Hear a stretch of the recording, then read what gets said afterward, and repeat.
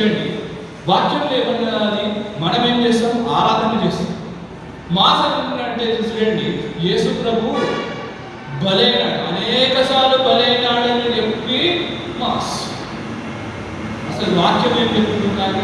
Hebrew పత్రిక 9వ అధ్యాయం 28వ వచనం ప్రకారం ఏమైనది? ఒకేసారి బలైంది. యేసు ప్రభు ఎన్నిసార్లు బలైనాడు చెప్పండి? ఒక దయచేసి చదవండి. హెబ్రీ పత్రిక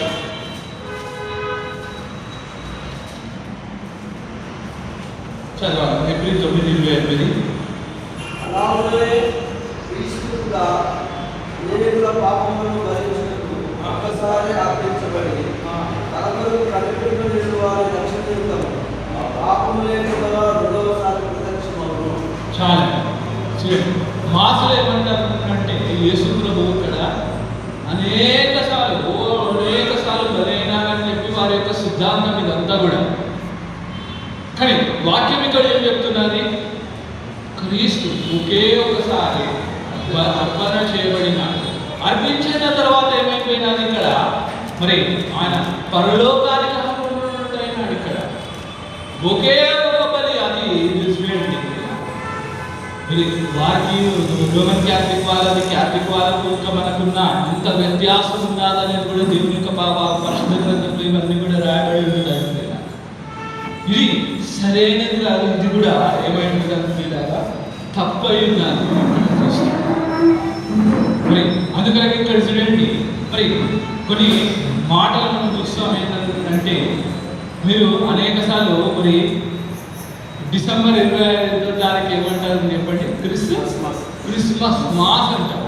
ఇది నిజంగా చూడండి పిల్లలకి ఈ కొత్త కాపోలే మాస్ అనేది కూడా ఎక్కడికి వెళ్ళి వచ్చినది?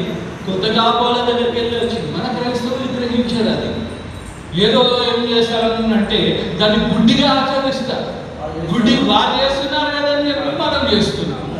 చూసినారా? అందుకనే క్రైస్ట్ మాస్ అనేది ఇక్కడ ఉంటుంది కదా. క్రీస్తుని ఆరాధించాలనేది ఉండదు కానీ మాస్ అనేది ఇక్కడ ఉంటుంది కదా.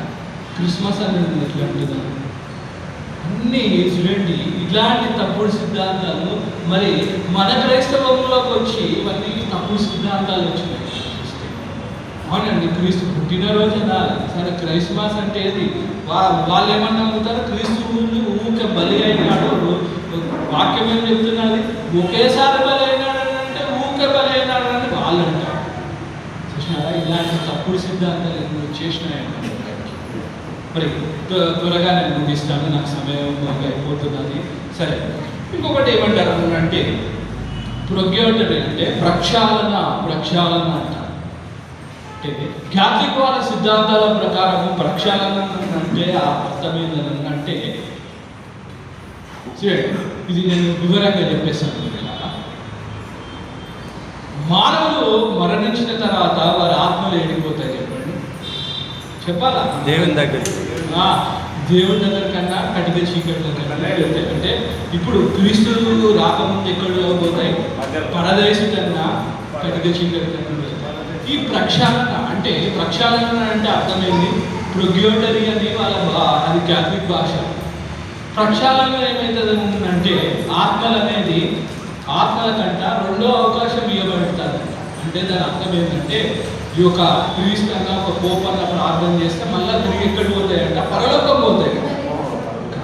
కానీ వాక్యం ఏం చెప్తున్నారు పిల్లలు? ఇక్కడ మనందరికీ తెలుసు, లూకాసు వార్త 16:19-31 వచ్చిన ప్రకారం ధనవంతుడు దరిద్రుడైనటువంటి లాజరు గురించి. ధనవంతుడు ఎక్కడ పోయినాడు? అతడు క్రియలను బట్టి కటిక చీకటిలోకి వెళ్ళినాడు. లాజరు ఎక్కడికి వెళ్ళినాడు? పరదేశు అబ్రహాము ఆడుకొని ఉన్నాడు. చూడండి, మరి తిరిగి అవకాశం ఇవ్వబడినారా? మరి ధనవంతుడు అట్లా ఉంటే ధనవంతుడికి అవకాశం ఇవ్వబడకపోతుండేనా? ధనవంతుడికి కూడా అవకాశం ఇవ్వబడుతున్నది అని ఆత్మను పరలోకాన్ని పంపి అని ఉంటే మరి ఇవన్నీ కూడా చూడండి ఎన్ని తప్పుడు సిద్ధాంతాలు వచ్చేసినావు. ప్రక్షాళన, ప్రొగ్యోటరీ అనేది కొత్త కాపాలు సిద్ధాంతాలు, ఇది తప్పు. ఇవన్నీ కూడా చూడండి మరి ఇక్కడ చూస్తే మరి వాక్యంలో ఇక్కడ అనేకమైనటువంటి మనం చూస్తున్నాం. ఏంటంటే అందుకనే అన్నాడు మనుషులందరూ మృతి పొంది క్రీస్తు న్యాయపీఠం మీద మనం ప్రత్యక్షంగా చూడండి ప్రియుల. మరి వాక్యం అందుకనే అంటున్నది ఏమంటారు మరి మానవుడు చనిపోయిన తర్వాత ఎప్పుడైనా ఎక్కడ స్థలం అనేది పరదేశు కానీ కటిక చీకటి. మరి మన దేశంలో కొందరు ఏంటంటే తెలియని వాళ్ళు ఏమంటారు ఆత్మలు తిరుగుతాయని అంటారు. అది తప్పండి. ఒకటే ఒక మాట చెప్తున్నాను, సచ్చి ఉన్నాడా పోయిందా? పోయిండు. సచ్చి ఉన్నాడంటే అప్పుడు ఆత్మ తిరుగుతాయి, సచ్చి పోయినాడంటే ఆత్మనే లేదు. ప్రక్షాళన తప్పు సిద్ధాంతం అధికారం ఏంటంటే కొత్త కాలంలో ఉన్న అధికారం వాళ్ళు ఏంటంటే దేవుని వాక్యం అనేది లేఖనాలకు వెళ్ళి అవసరం లేదు. ఏమంటే కాదు, అవన్నీ కూడా సాంప్రదాయంతో కూడినవి వాళ్ళు నమ్ముతారు. లోకంలో ఉన్న సాంప్రదాయాలతో కూడబడినవి వాళ్ళు నమ్ముతారు. అందుకని ఇప్పుడు వీళ్ళు ఎక్కడ ఉన్నారు అనుకోండి. ఇప్పుడు ఉత్తరాంధ్రలో క్యాథలిక్ వాళ్ళు ఇక్కడ ఏం చేస్తారు, భారతదేశ సాంప్రదాయాల ప్రకారం చేస్తారు.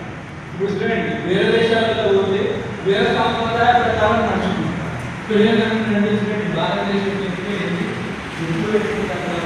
ఆ సాంప్రదాయ ప్రకారం నడుచుకుంటారు. ఇవన్నీ చూసినారా పిల్లరా?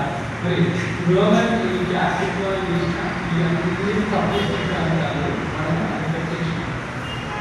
మొట్టమొదటిగా మనం ప్రారంభం ఈ రోమన్ క్యాథలిక్ అది ఏడు 606 శతాబ్దంలో అప్పుడు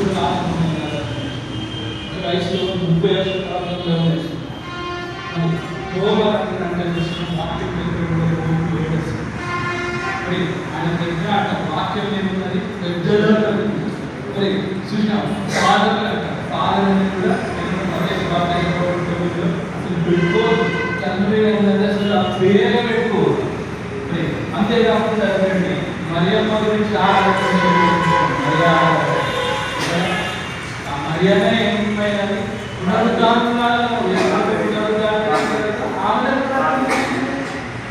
తర్వాత మాస్ అంటే మనం నేర్చుకుంటాం. మాస్ అంటే ఊరు అనేక సార్లు బలైందని వాళ్ళు అనుకుంటారు, కానీ ఒకేసారి అందుకని ఏమంటారు క్రిస్మస్. అధికారులు పక్షాలను ఈ మాట ఆశ